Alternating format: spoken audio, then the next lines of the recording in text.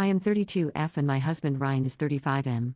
We have been married for 8 years and have 2 kids together, Emma who is 6 and Noah who is 4. Up until 6 months ago, I thought we had a solid marriage.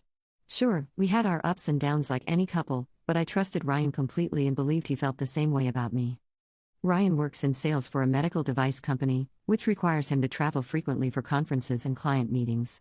I work part-time as a graphic designer from home so I can be available for the kids. This arrangement has worked well for our family, and I never had any reason to be suspicious of Ryan's work trips. About 6 months ago, I started noticing some changes in Ryan's behavior. He became more protective of his phone, taking it with him to the bathroom and sleeping with it face down on his nightstand. He also started working late more often and seemed distracted when he was home with us. When I asked if everything was okay at work, he said things were just busy and he was trying to close some big deals. I tried not to read too much into these changes. Ryan had always been dedicated to his career, and I knew the medical device industry was competitive. I figured he was just going through a stressful period and would eventually return to normal. But then other things started happening.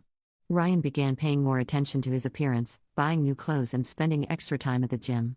He started using cologne again, something he had not done in years. He also became more critical of my appearance, making comments about my weight gain since having the kids and suggesting I should update my wardrobe. The most concerning change was in our intimate relationship. Ryan became distant and uninterested, often claiming he was too tired or stressed. When we did have intimate moments, he seemed distracted and would often finish quickly before rolling over and going to sleep. I tried talking to him about it, but he brushed off my concerns and said I was being too needy.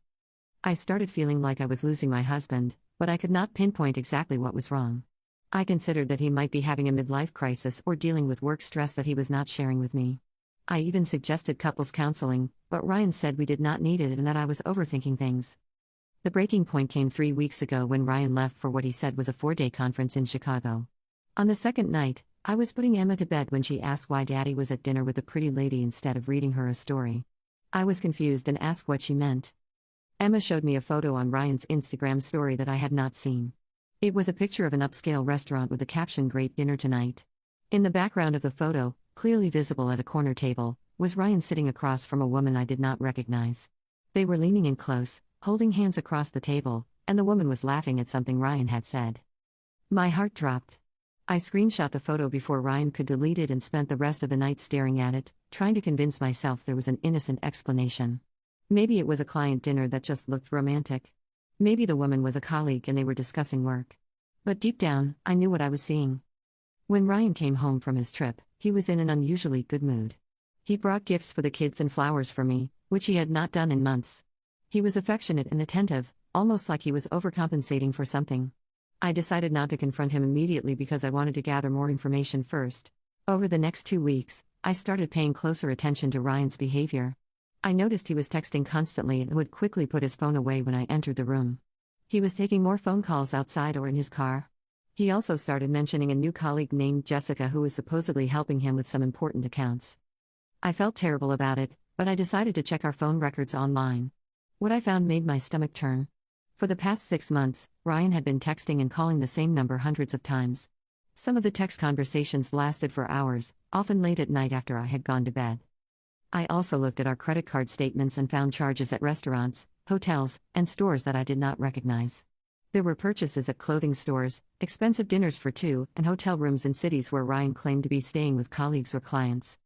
The final piece of evidence came when I checked Ryan's location history on our shared family Google account. The locations showed that during his supposed conference in Chicago, he had spent most of his time at a residential address in a suburb, not at the convention center where the conference was supposedly taking place. I had all the evidence I needed, but I still felt like I was in a nightmare. The man I had trusted completely, the father of my children, had been living a double life for months. I spent several sleepless nights trying to figure out how to confront him and what I wanted to happen next. Last Friday night, after the kids were in bed, I decided it was time to have the conversation. Ryan was relaxing on the couch, scrolling through his phone as usual. I sat down next to him and asked if we could talk about something important. Ryan looked annoyed at being interrupted but put his phone down and asked what was wrong. I took a deep breath and told him I knew about Jessica. I said I had seen the Instagram photo, checked the phone records, and found the credit card charges. I told him I knew he had been lying about his work trips and that our marriage was apparently a lie. Ryan's face went through several emotions quickly. First shock, then panic, then something that looked like calculation. I expected him to deny everything or to break down and apologize. Instead, what he said next completely blindsided me. Ryan looked me straight in the eye and said that he had not been cheating. He claimed that everything I had discovered was part of an elaborate test he had designed to see if I trusted him. According to Ryan, he had been deliberately acting suspicious to see if I would snoop through his personal things or violate his privacy. He said that Jessica was a real colleague who had agreed to help him with this test. The romantic dinner was staged, the text messages were fake, and the hotel rooms were booked but never used. Ryan claimed he had been testing whether I would have faith in our marriage or whether I would let jealousy and suspicion destroy our relationship. Ryan said he was disappointed but not surprised that I had failed his test. He told me that a good wife should trust her husband completely, even when things look suspicious. He said my lack of faith in him was actually the real problem in our marriage and that my snooping behavior showed I did not respect his privacy or autonomy. According to Ryan, the fact that I had checked our phone records and credit card statements proved that I did not trust him and that I was controlling and paranoid. He said he had hoped I would give him the benefit of the doubt and wait for him to explain things naturally, but instead I had chosen to spy on him like some kind of detective. I sat there listening to this explanation, feeling like I was in some alternate reality. Ryan seemed genuinely angry that I had discovered his supposed test, as if I was the one who had done something wrong. He said he needed time to think about whether he could stay married to someone who trusted him so little. I asked Ryan to show me proof that this was all just a test. I wanted to see the fake text messages, talk to Jessica about her role in this elaborate scheme, and understand why anyone would put their spouse through something so cruel. Ryan said he did not have to prove anything to me and that demanding evidence just showed how little faith I had in his word. Ryan also could not explain why he had actually spent time at Jessica's address if the relationship was fake, or why he had purchased lingerie if it was all just a test.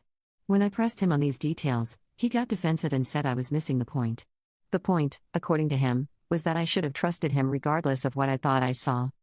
That night, Ryan slept in the guest room and said he needed space to decide if our marriage could survive my betrayal of his trust. He acted like I was the one who had cheated, like I was the one who had destroyed our relationship by not having enough faith in him.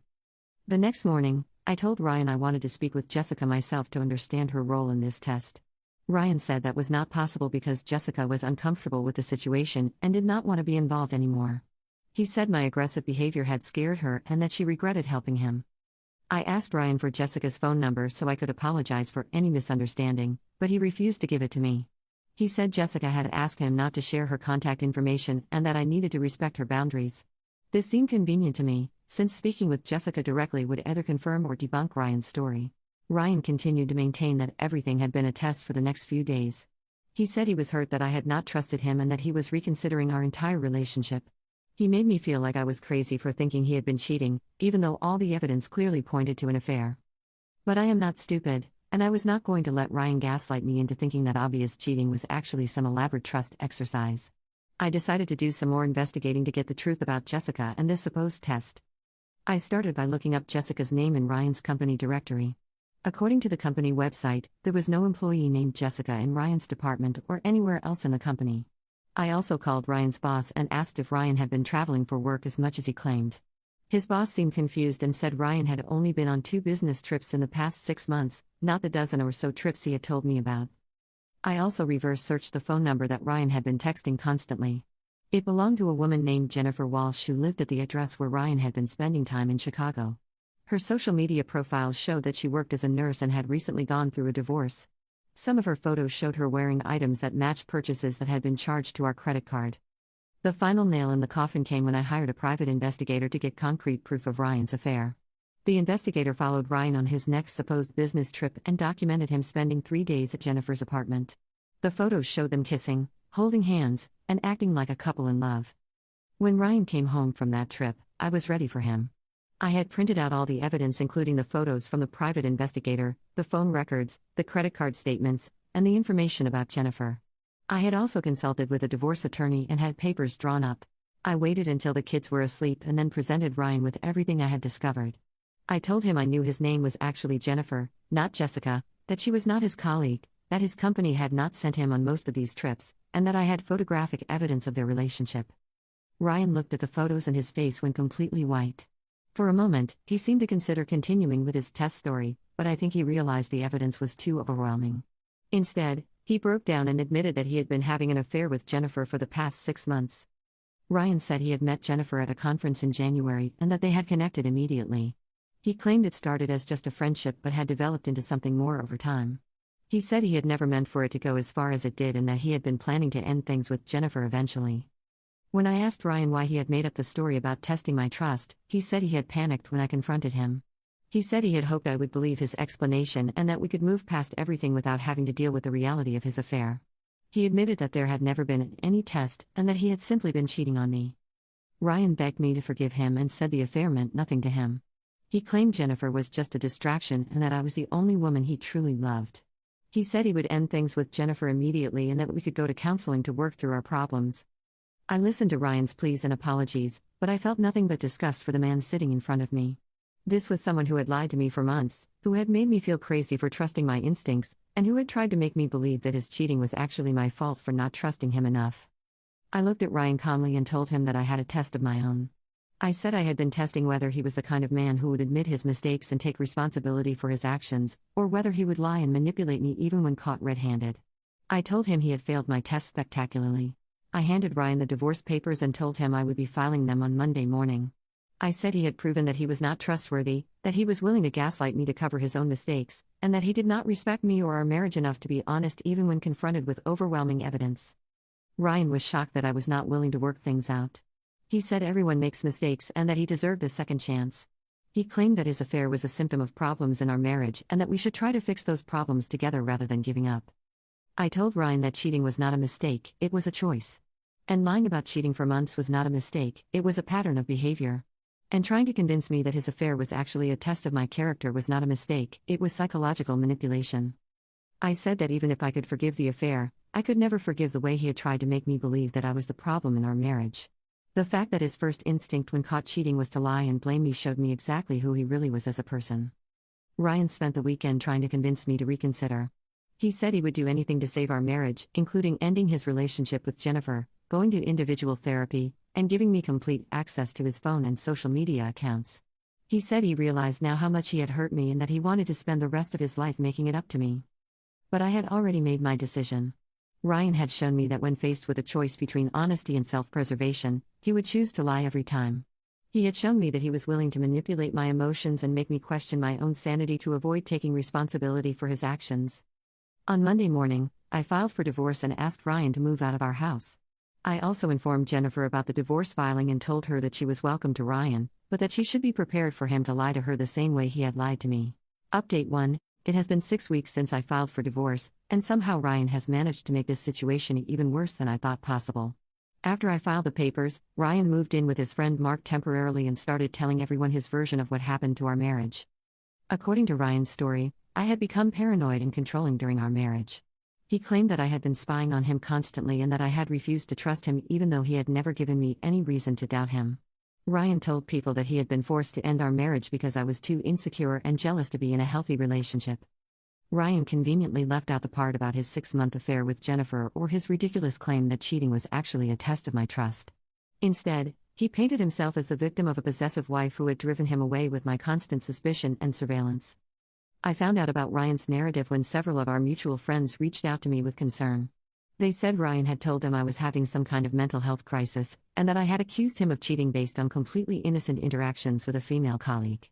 According to Ryan, I had hired a private investigator to follow him and had violated his privacy by checking his phone and credit card records. A few of our friends seemed to believe Ryan's version of events, at least initially. Ryan has always been charming and persuasive, and he was clearly playing up the role of the wronged husband whose wife had become irrationally suspicious. It hurt to know that people I cared about might think I was the problem in our marriage. Fortunately, I had saved all the evidence from my investigation, including the photos from the private investigator.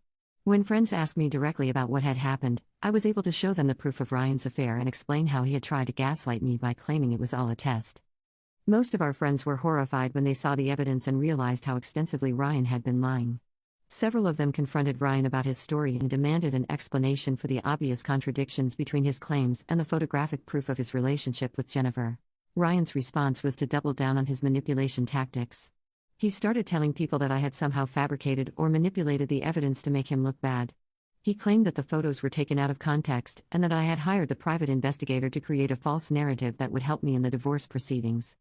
When that story did not hold up to scrutiny, Ryan shifted his approach again. He started admitting that yes, he had developed feelings for Jennifer, but he claimed it was only because I had been emotionally unavailable and had neglected our marriage.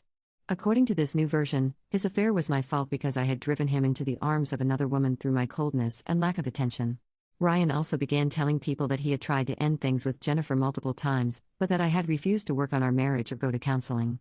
He said he had been planning to confess everything to me and try to rebuild our relationship, but that I had filed for divorce before he had a chance to make things right. The most infuriating part of Ryan's campaign was how he continued to present himself as the victim in every version of his story.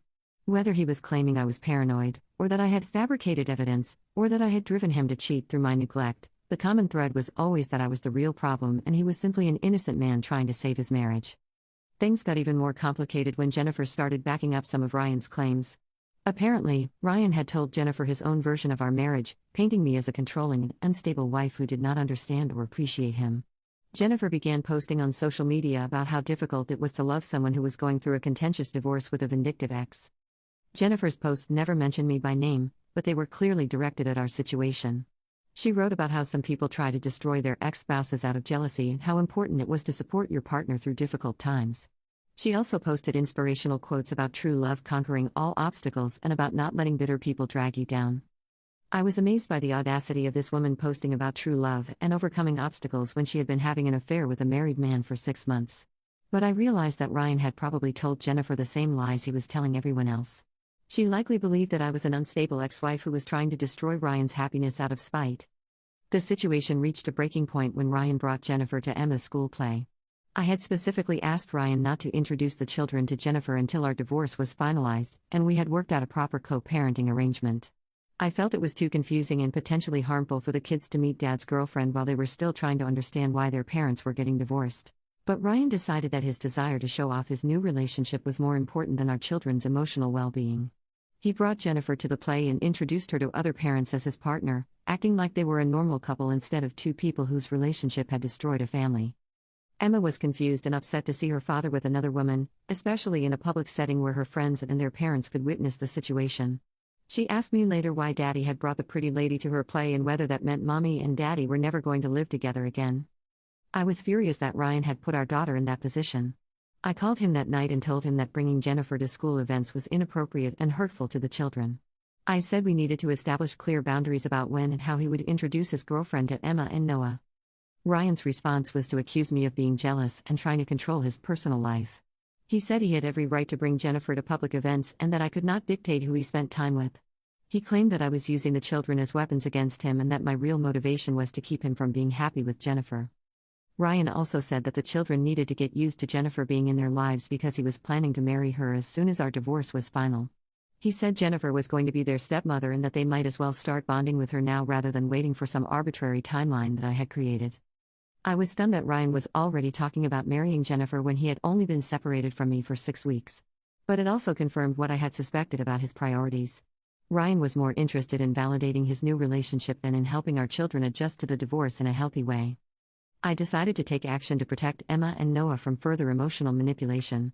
I filed a motion with the court requesting that Ryan be prohibited from introducing the children to any romantic partners until our divorce was finalized and a proper custody arrangement was in place. My lawyer explained to the judge that Ryan had been having an affair during our marriage and had now brought his girlfriend to our daughter's school event without discussing it with me first.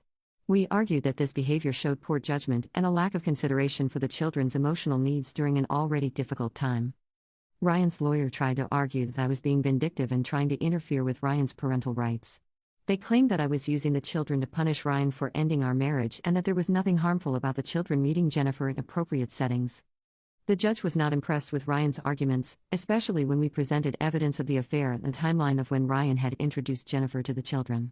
The judge granted my motion and ordered that neither Ryan nor I could introduce the children to any romantic partners without court approval until the divorce was finalized. Ryan was furious about the court order and accused me of turning the legal system against him. He said I was being cruel and manipulative by preventing the children from getting to know Jennifer. He claimed that I was putting my own jealousy ahead of our children's best interests. But I knew I had made the right decision when Emma told me she was relieved that she would not have to see the pretty lady at her school events anymore. She said it made her feel sad and confused when Daddy brought someone new to things that used to be just for our family. Ryan's behavior throughout this process has shown me that I made the right choice in filing for divorce. Instead of taking responsibility for his actions and trying to rebuild trust with me and the children, he has chosen to lie, manipulate, and prioritize his new relationship over everyone else's well being. Update 2. 3 months have passed since my last update, and the situation with Ryan has somehow managed to get even more absurd. Just when I thought his behavior could not get any worse, he has found new ways to prove that divorcing him was absolutely the right decision. The drama started 2 weeks ago when I received a call from my sister-in-law Kate, who is Ryan's younger sister. Kate and I have always had a good relationship, and she has been supportive throughout the divorce process. She called to warn me about something Ryan was planning that she thought I should know about. According to Kate, Ryan had been telling his family that he wanted to reconcile with me and that he believed our marriage could still be saved. He claimed that I was only divorcing him because I was hurt and angry, but that deep down I still loved him and wanted our family to stay together. Ryan had apparently convinced his parents that our divorce was just a temporary reaction to discovering his affair, and that if he could prove to me how much he had changed, I would be willing to give our marriage another chance. He told them he was planning a grand gesture to win me back and show me how committed he was to making things right. Kate said she tried to tell Ryan that I seemed serious about the divorce and that he should focus on being a good co-parent rather than trying to salvage our marriage. But Ryan insisted that he knew me better than anyone and that I was just testing him to see if he would fight for our relationship. I was not particularly concerned about Ryan's reconciliation fantasies because I had made my position crystal clear. I had told him multiple times that our marriage was over and that I had no interest in working things out. I figured he would eventually accept reality and move on with Jennifer. But then Kate told me what Ryan's grand gesture was going to be, and I realized I had underestimated how delusional he had become. Ryan was planning to show up at our house on what would have been our 9th wedding anniversary with flowers, a new wedding ring, and a speech about how much he had learned from his mistakes. Ryan apparently believed that recreating our original proposal would remind me of how much we had loved each other and convince me to give him another chance. He had told his family that he was confident this gesture would work because I was a romantic person who believed in true love and second chances. Kate warned me about Ryan's plan because she was worried about how Emma and Noah would react to seeing their father try to propose to their mother while we were in the middle of a divorce. She thought it would be confusing and potentially traumatic for the children to witness such a dramatic and emotionally charged scene. I thanked Kate for the warning and decided I needed to take steps to prevent Ryan from showing up at our house and putting the children through such a spectacle. I called my lawyer and asked if there was anything I could do legally to stop Ryan from coming to the house on our anniversary. My lawyer said that since we did not have a restraining order and Ryan still had legal rights as the children's father, it would be difficult to prevent him from visiting. However, she suggested that I could arrange to have the children stay with my parents on that day so they would not witness whatever drama Ryan was planning. I took her advice and asked my parents if Emma and Noah could spend the weekend with them. I told them about Ryan's planned grand gesture and said I wanted to handle the situation without the children being present. My parents were happy to help and said they would take the kids to the zoo and make it a fun weekend for them. On the morning of what would have been our 9th anniversary, I prepared for Ryan's arrival.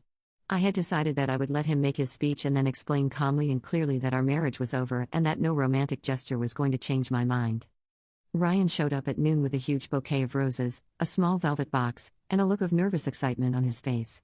He seemed surprised that the children were not there, but I explained that they were visiting their grandparents for the weekend. Ryan launched into a rehearsed speech about how much our marriage meant to him and how he had realized that losing me was the biggest mistake of his life. He said he had ended things with Jennifer and was ready to commit fully to rebuilding our relationship. He talked about all the good times we had shared and how we owed it to our children to try to make our family work. Then Ryan got down on one knee and opened the velvet box to reveal a new diamond ring. He said he wanted to start fresh and asked me to marry him again. He said we could renew our vows and create new memories that would replace the pain he had caused. I let Ryan finish his entire speech before I responded. Then I told him that his gesture was sweet but misguided, and that my decision to divorce him had nothing to do with being hurt or angry. I explained that I had lost trust and respect for him because of his affair and his attempts to manipulate me, and that those feelings could not be restored with flowers and jewelry.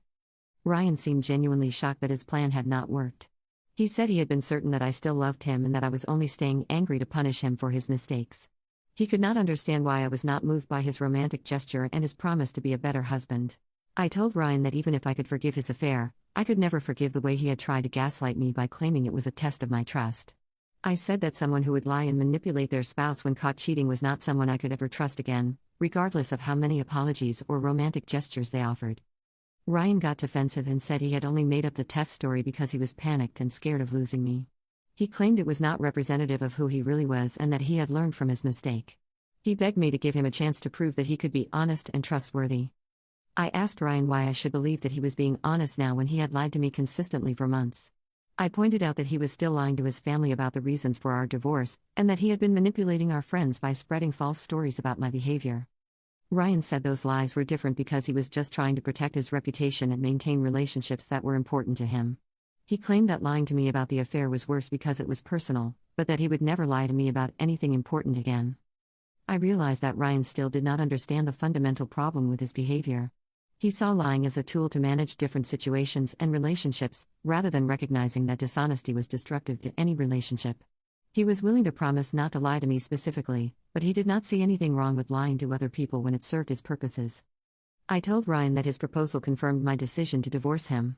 I said that a person who would lie to his family, friends, and wife as easily as he did was not someone I wanted to spend my life with. I explained that trust was not something that could be rebuilt with grand gestures, but required consistent, honest behavior over time. Ryan left that day angry and humiliated. He said I was being unreasonable and that I would regret throwing away our marriage over something that could be fixed with effort and commitment. He claimed that I was letting my pride prevent me from doing what was best for our family. But Ryan was not done trying to manipulate the situation. A few days later, I started receiving calls from his family members asking me to reconsider the divorce. His mother called and said Ryan was devastated by my rejection of his proposal and that she had never seen him so committed to making things right. Ryan's father called and said that everyone makes mistakes and that I should think about what kind of example I was setting for Emma and Noah by refusing to forgive their father. He said that children need both parents in the home and that I was being selfish by prioritizing my own hurt feelings over their well-being. Even Ryan's sister Kate called, though her message was different from the rest of the family. She said Ryan had told everyone that I had seemed interested in reconciling but was just playing hard to get. According to Ryan, I had listened to his proposal with tears in my eyes and had said I needed time to think about it. I was amazed that Ryan was still lying about our interaction even after I had clearly rejected his proposal. He was apparently so committed to his narrative that our marriage could be saved that he was willing to invent a completely fictional version of events to support his delusion. I decided to set the record straight by sending a group email to Ryan's entire family explaining exactly what had happened during his visit. I told them that I had listened politely to his speech but had clearly and unambiguously rejected his proposal. I said that I had no interest in reconciling and that I would appreciate it if they would stop calling me about saving my marriage. I also included in the email some of the evidence of Ryan's affair and his attempts to gaslight me by claiming it was a test. I said that while I understood they wanted to support their son and brother, they should encourage him to accept reality and focus on being a good co-parent rather than chasing impossible reconciliation fantasies. Ryan was furious that I had shared details of our private conversation with his family. He called me screaming about how I had humiliated him and destroyed his relationships with people who were trying to help save our marriage. He said I was vindictive and cruel for airing our personal business to his relatives. I told Ryan that I would not have needed to clarify anything if he had been honest with his family about what actually happened during his visit.